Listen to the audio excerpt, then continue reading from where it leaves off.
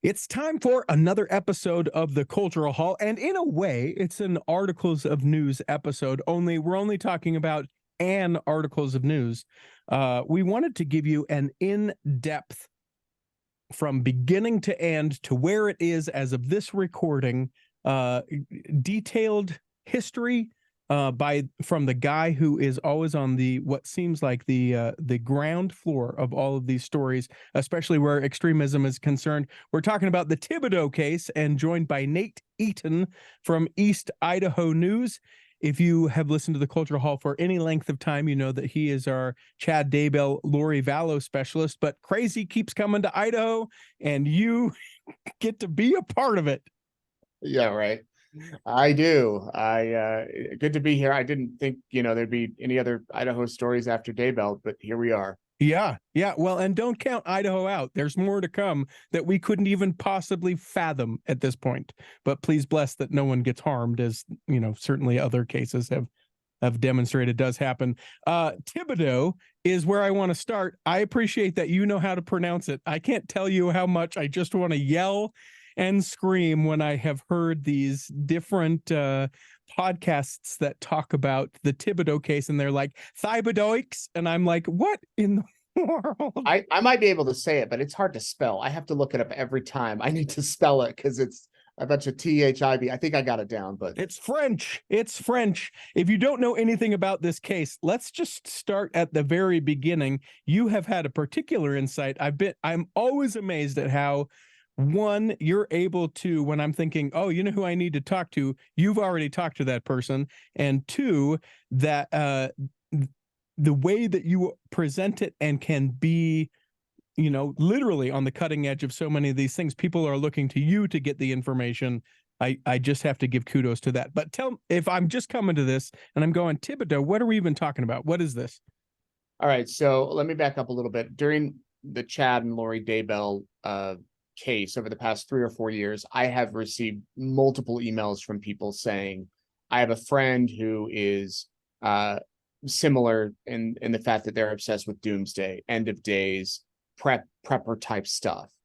And often I get a lot of messages. So sometimes I'll respond, sometimes I don't, but I kind of get these messages. And so about 2 weeks ago on a Monday, I started to get messages like this that, hey, there's a concern, but it was more. It was the fact that this woman named Spring disappeared with her son named Blaze, who's 16, and her daughter named Abby, who's in her 20s.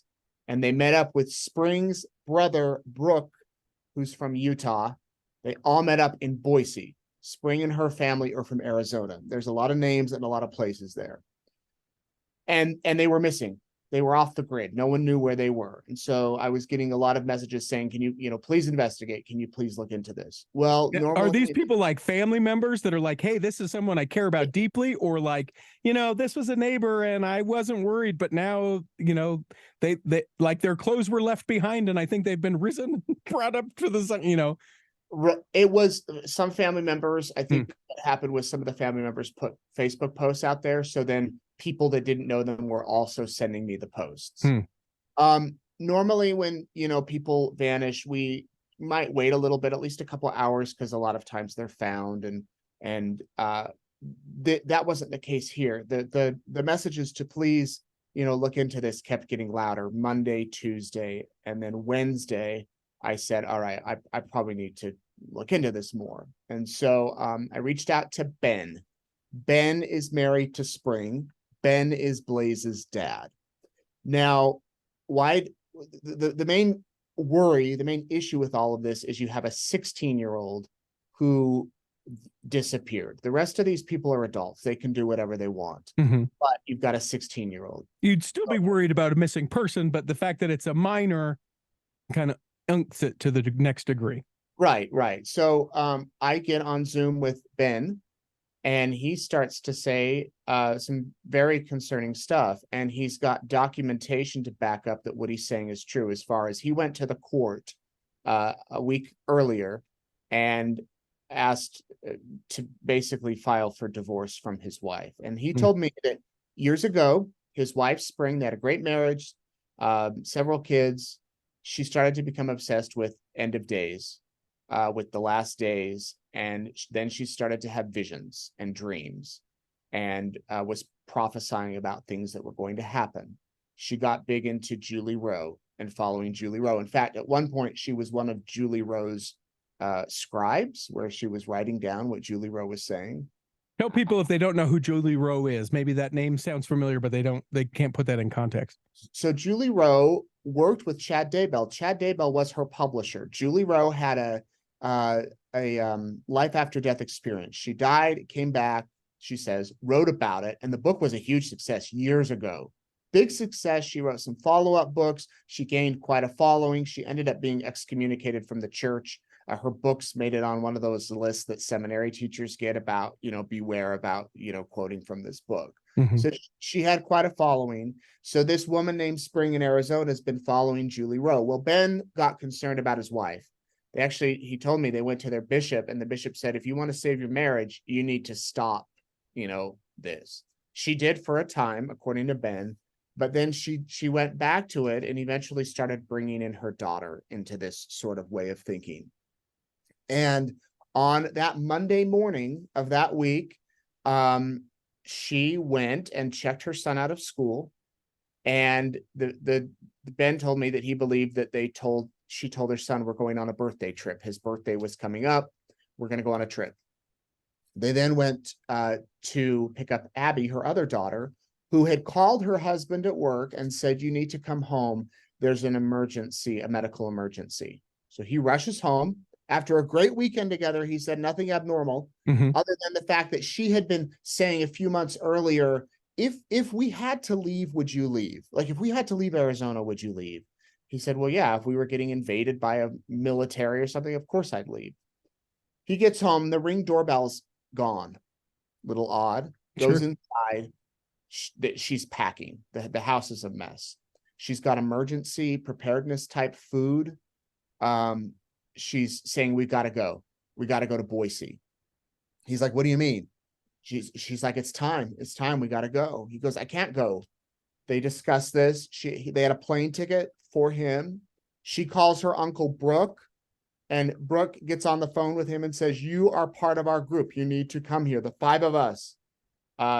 You're part of this. I guess he read him some scriptures and said a prayer, and Braden, her husband, just felt uncomfortable about this. He said, I can't go. No, I don't even know what's happening here. Where are we going to go once we get to Boise? She said, I don't know. You need to come with us.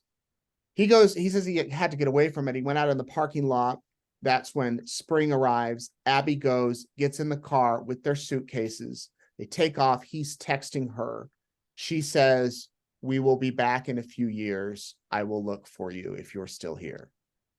Weird. Yeah. He calls his dad in Utah, says, Dad, I need you to come and be with me. This is what happened. He then calls Ben, who's at work, and says, our worst nightmare has come true. They're gone. He's like, who's gone? Blaze, Spring, Abby. Ben calls the police, files a report.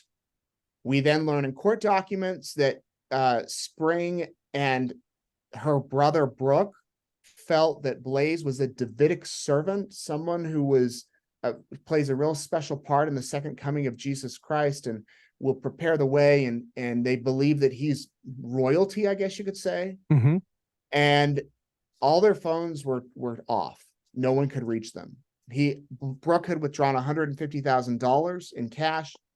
He had written these letters to his kids saying, it's time for me to go. Don't worry, just know. And it was his basically last will and testament, but a testimony, his testimony. They had found a notebook that Spring left about, her mission. How does she fulfill her mission for Jesus? So it was concerning. So I do the interview with Ben. I do the interview with Braden. We do the story.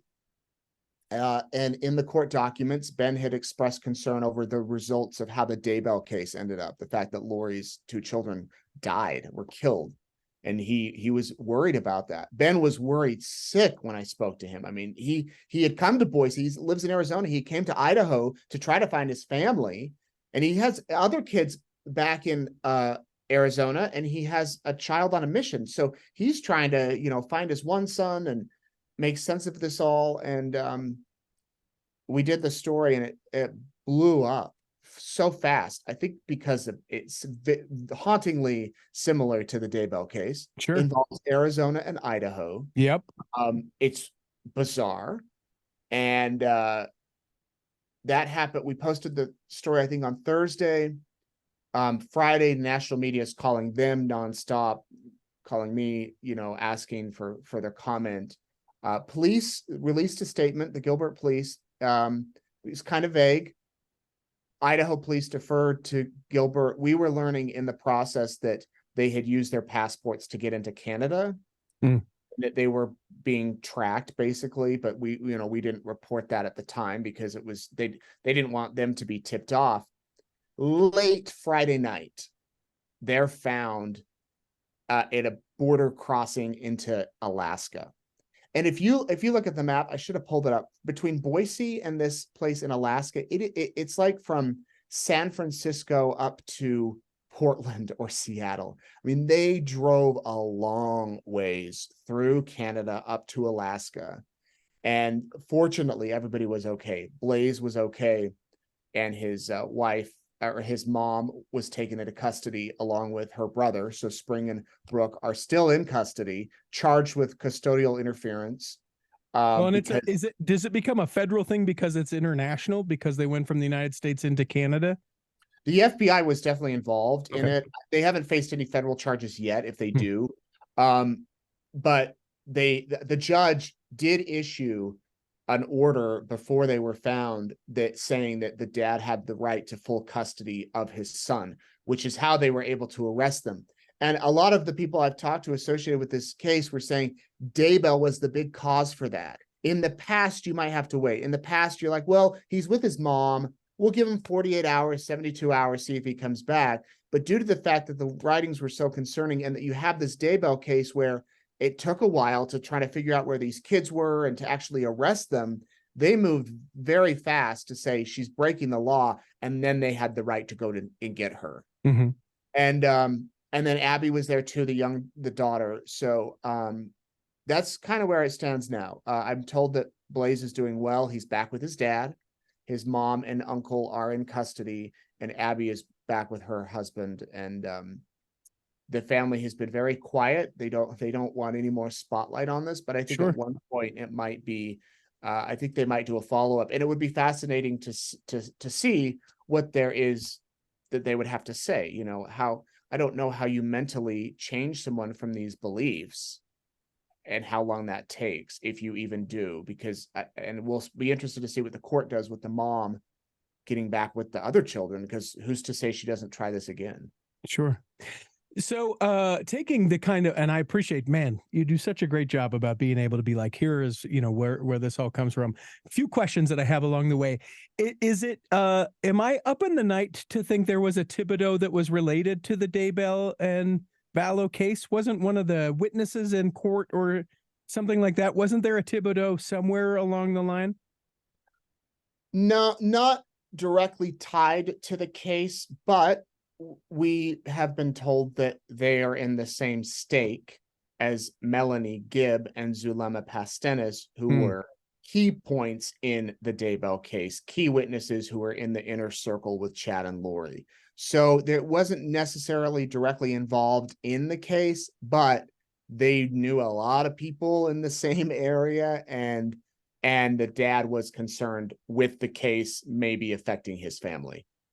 And then also, you mentioned the kind of the 150,000 that was withdrawn. Before all that, a tremendous amount of money, as I understand, has been spent by each of the different families and that stuff to be prepared, right? To the point of, maybe putting some of the other things that they should be financially taken care of at bay, saying, oh no, we have to have 2 years or, bullets or guns or whatever the thing may be that they're prepping for. It was in the thousands of dollars in preparation for these things. Oh yeah. Yeah. On all counts. The one daughter, Abby, her husband said she had bought thousands of dollars of like emergency preparedness kits. When I interviewed him, he actually held up a box of like some bars, some, emergency bars that you eat. And then the mom Spring had also done that. They had so much winter gear, like thick boots and thick coats and gloves, and they live in Arizona. So it was they went to Sportsman's Warehouse and got all this winter stuff, and that's what they were packing into these suitcases, which now, if you look at it, it made sense because they drove up through Canada into Alaska. You're going to need that stuff. I always wonder, Richie, if where would they have ended up? Like, what was the goal? Were they going to go wait it out in the mountains? Just, I don't know, wait what out, but they assumed that something was coming. And how long would they have stayed there? I mean, you always wonder where it would have ended up had law enforcement not acted so quickly. Well, and kudos to the law enforcement for acting so quickly. My mind also goes, I was listening to someone talking about the Lori Vallow portion of the court case. Obviously, since Chad doesn't go to court till April 1 of 2024, that's still scheduled to go at that time. Yeah, it is. Yep. But where they were reflecting that they feel like with Lori Vallow that it was mental illness, a mental health issue. And I have sort of tried to wrap my head around some of this, because this is not something that, although these are kind of isolated incidents, we hear about things like this all the time. This is probably less reporter, and then just being curious into kind of how you couch these things. Like, is this like brainwashing that exists as it would be defined? Is it a mental illness that makes people susceptible? Is it just a faith and a belief in God that anything could be possible, that you could believe that then you are the select 5 that need to get to Alaska? Like, where do you think that a lot of this kind of can start to be rooted from? And I recognize that this is completely sort of a speculative thing, but I wonder what your thoughts are on that. I think it's a combination of all of it, of everything you just said. I have spoken with many people that are very close to Lori Vallow, and I think that there is mental illness there. I don't know the extent of it. I know that she was seen by 7 or 8 psychiatrists who all said, yes, she's mentally ill. But that doesn't mean that she's insane, and that doesn't mean that she shouldn't face a judge and a jury for the crimes that she committed. And that's what happened. Does she truly believe that she's a God, a Jesus? I think she might, but I don't know.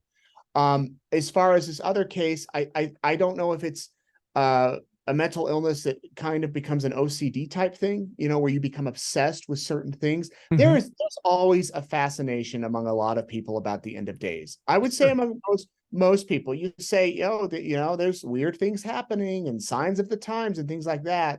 But, and a lot of times in church, people like to go down that road. And talk about, the signs and whatnot. I mean, people make a lot of money off of this type of stuff. So I think it's just similar people, in a lot of cases, finding similar people who believe this stuff. And then they just take it to the extreme, like in anything. I do know that the key point between these families was Julie Rowe. They both mentioned that, and she has a following, and she talks a lot about this stuff and has given her own prophecies. And Julie Rowe came. I've interviewed her one time. We didn't air the interview. She came to our newsroom with her bodyguard, and we sat down together, and a very nice woman. And we ended up, the children, it was like the day before JJ and Tylee were found at bed. And I think the next day or the day after, the kids were found. And so the interview was dated. It no longer served a purpose because a lot of what she said was not, didn't happen. So, yeah, anyway, sorry, that was a diversion from your question. Yeah, I think it's a combination of all of it. And so then I also wonder, and you've probably talked with people about this, like, what can people do, or what should people do? You have people that reach out and are like, this is going on in my family. Like, what are we to do? Because I don't imagine that, Braden, I think his name is, with Abby, I think he's like, okay, well, listen, I love you. And yeah, we probably should be a little prepared for, an emergency, or, I believe in a second coming. So yeah, let's be prepared. Like, how do you do that? What do people say that you can, how do you step into that? I know, I know that's the question, and I feel so bad for Braden. He's this young, newlywed couple. They've been married for 2 years. He comes home. She's his life. They do everything together, and she gets there, and he gets there, and she's like, "We got to go," and he's like, "Well, I don't want to go. I mean, put yourself in those shoes. What do you do?" And so he texted with her. I think what this family did was everything they did was the right thing. The fact that the dad immediately got an attorney, filed an emergency order to have custody of the kids, didn't wait, stressed in the documents how serious this matter could be by referring to the Daybell case. Then they reached out to media right away. And I told you there was a little hesitation on my part of, is this really what it seems to be? But in talking with them right away, I knew that this was a serious thing. And then we contacted the police, the media. It took about 12 hours to get a statement from them in Arizona. They sent me that statement at 11:50 at night. Jeez. After we had published the story. I don't know why it took that long. So I think what they did was the right thing. As far as a personal relationship, I mean, I don't know. As we said earlier, they're adults. They get to choose. Would this have been a story had they not taken the son? Probably not. We probably would have said, well, they have the right to do what they want to do. If they want to go live in the mountains, why is that newsworthy, and let them do it. When you're affecting the safety of others, though, that's when it becomes a big deal. So I hope, if anything, what people can do now is that it starts some sort of discussion among those of us that might know these type of people or have family members who are like, listen, we're becoming a little concerned that you're really obsessed with this. Look how this ended up here, or how this ended up here. And maybe some of these, gatherings or conferences can maybe look at it and be like, we need to, be real careful about what's taught here, what's examined here. Nothing against the prepper movement at all, because there's so many people that are into that don't do this type of thing. So Sure. It's just these kind of isolated incidents, which unfortunately are very worrisome. Do you think that members of the Church of Jesus Christ of Latter-day Saints are maybe more susceptible to stuff like this? Well, I mean, it's part of the teachings, the second coming, to be prepared, have the year's supply of food, although I think that might have changed in recent years. Yeah, I haven't heard that in a good long time. Although I've got 25-pound buckets of wheat in the corner. I can clean that up if I can find a wheat grinder. I grew up with my mom canning apple, or grinding applesauce, making applesauce, and canning peaches, and we always went to the food storage, and we had the buckets too. And I mean, it's kind of in the LDS DNA, which I don't think is a bad thing to have, but anything in the extreme is bad. I don't know if other religions or faiths teach it as actively as the church does, or did, but maybe it is. The big thing too are some of these books that have come out, which the church bookstores used to carry. I don't know if they do anymore, that get a lot of people, talking about the end of days and doomsday type things. Yeah, we recently sort of chatted about it a little bit, and like it's just such a sociological experiment, right? Life and just in general. But when we think about some of the things within the church, you can see where people could get there. Well, Joseph Smith was just a young boy and was selected by God and was able to see God the Father and Jesus. So why couldn't that be me? Right? I think people take that leap. I'm not saying that I do that. I certainly, am removing myself from that. But then I also think that there's parts of LDS doctrine that I think it really is just a thing where I go, how do you get there? How do you get to where, we've been married 18 months and pack up your stuff, we're leaving and going right now? Like, how do you get from, I believe Jesus is coming again, to pack your stuff, we're leaving right now? And I also think things like, we talk a lot about the story of Laban in the first part of the Book of Mormon, where it's like, listen, you wouldn't normally, but in this case you would, because, you got to. And it makes me angry and fearful that there are these people, whether good-hearted or manipulative and trying to gain power over other people, can go, yep, there's this like this, and then if I kind of squeam and squirm this, then I can justify this, and now here we are. Right. We gotta head to the mountains of Alaska, or the fields of Rexburg, or whatever the thing is. Like, it scares me. And then looking around the pews going, is that someone who's doing this? What would I do to help that person? Right. And it's fascinating because I remember when the Daybell case first broke, talking with a national news producer who was trying to figure out, okay, so wait, if Chad Daybell said he got a revelation to kill his kids, your church teaches revelation, right? Yes. Your church teaches that you can get revelation, right? Yes. Well, then could he have gotten that revelation?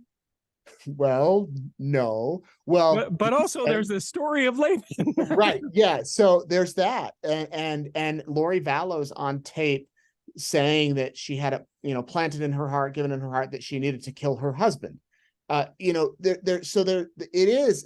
that mix of things. I think that I feel bad I don't remember the guy's name, but we did a big story when Daybell broke about the religious beliefs. Where did it come from? And we spoke with a scholar who teaches, I think, at Utah State, who described it as a church within a church. And I always like that phrase, to be like, the majority of the big church, you would hope the ones sitting next to you at church aren't planning to flee to Alaska with a 1-day notice or whatever. But there probably are some in there that might, think about that, or that might take it serious. So I don't know. I don't know what the answer is, but I think that we're hearing about it more, or maybe we're not. Maybe it's just these. I mean, we are hearing about it, but I don't know. Is it being practiced more? Is it happening more?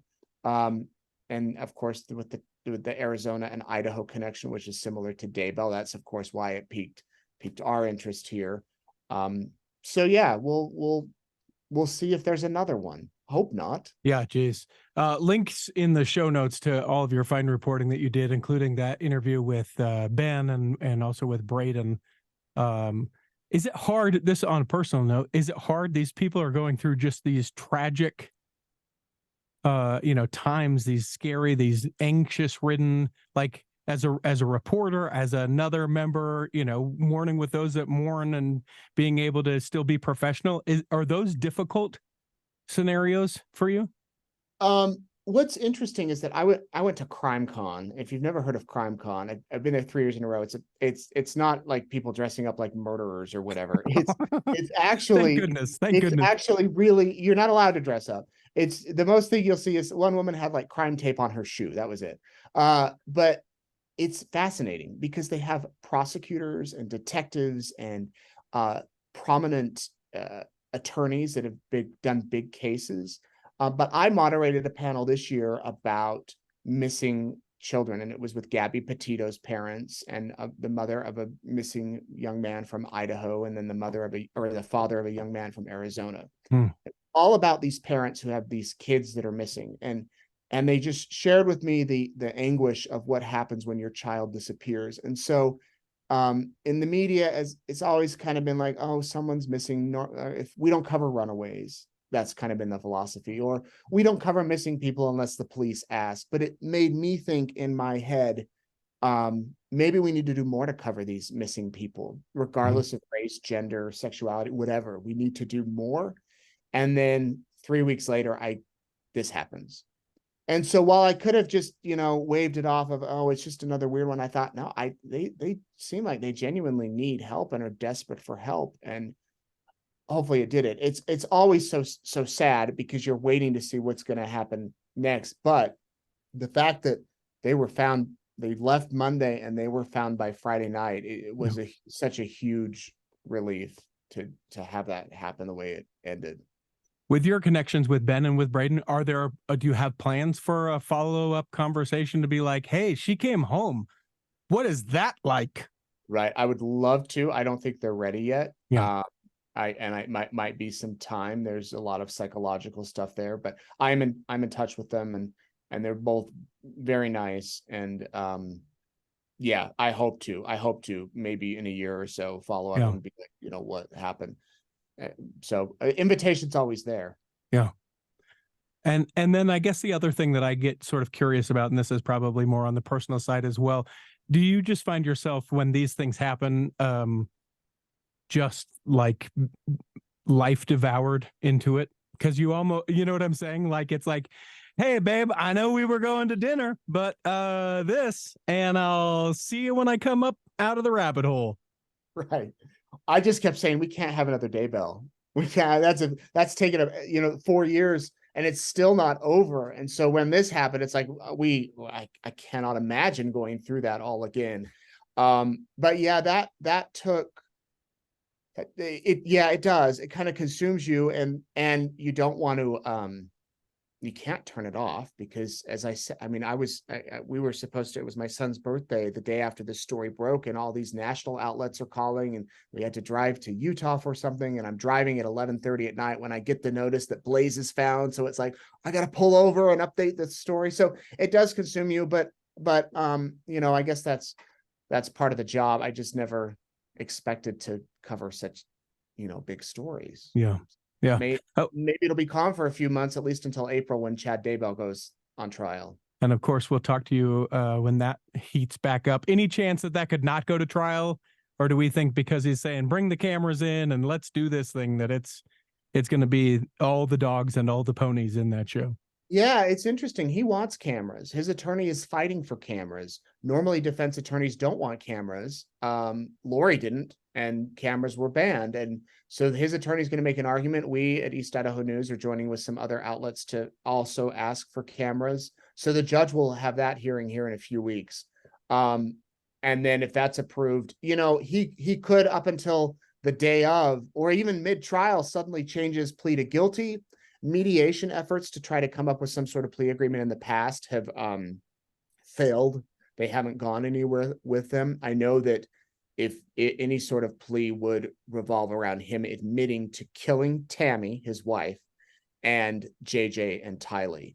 And it seems as if the Tammy admission has been the holdup on a lot of these things, that he doesn't want to admit to that. So it could go all the way to trial. By all accounts, it is. By all accounts, it doesn't look like they're trying to settle it. And then kind of a circle back to the very beginning of perhaps all of this. What is happening with Julie Rowe at this point? It seems like there was the big deal when she was excommunicated. Is she still doing a lot of the things as far as you know, or is it just like, hey, guys, leave me alone and I'm going to just leave the rest of my life?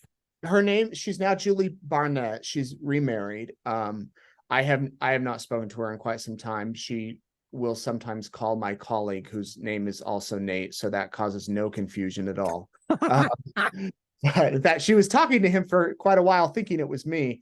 But no, she still does these things. She advertises these meetups, these groups. In fact, we wanted to go to one to cover about a year or two ago, and she said there would be a $10,000 media fee. We said, we don't pay to cover events. We cover it for the media. And then she said, okay, well, that could be waived. But then there were so many restrictions on what we could and couldn't shoot that it just ended up not worth our time. So yeah, she's still out there, still doing these energy healing type sessions. And I haven't heard from her in quite some time. I don't think she's spoken out at all about this story, but Ben Tibido was very, he made it a point to say that his wife started to become fascinated by reading the Julie Rowe stuff and became so involved that she was transcribing Julie's stuff at one point. One of her scribes, I guess.